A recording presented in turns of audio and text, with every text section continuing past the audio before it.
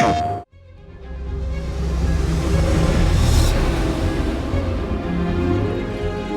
I'm Josue Benavides, and I'm a design director on Spider-Man 2. I'm Aaron Espinoza, and I am the Advanced Senior Community Manager at Insomniac Games.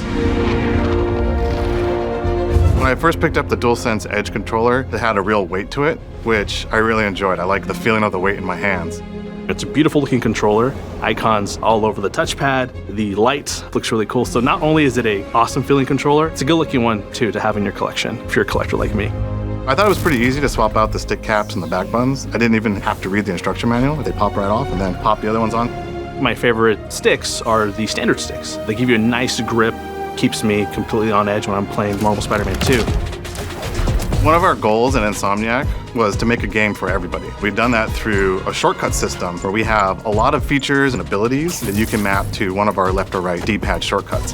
And this actually works really well with the DualSense Edge. I set throwing enemies to right D-pad and throwing trash cans and environmental interacts to left D-pad. And then I mapped left and right D-pad to the left and right back buttons. So in combat, I can quickly press one of those back buttons to either toss an enemy off an edge or throw a trash can at that enemy that's far away.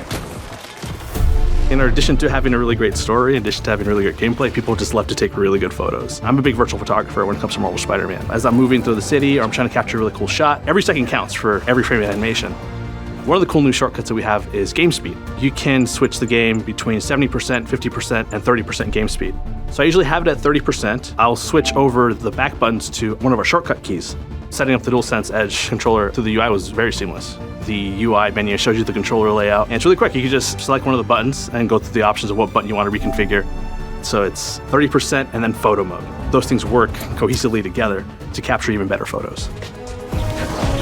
I actually like having two different profiles that I switch between. I've got one profile for combat, and I've got one profile for traversal. The DualSense Edge actually allows you to do some fun stuff in traversal. I'm able to map the jump button to the left back button and our web wing button to the right back button. I've got swinging and I've got point launching on the triggers, but then I can also use web zip or I can use web wings with the back buttons. And so you can swing around, you can start web wings, and you can do all these things without having to take your thumbs off the sticks.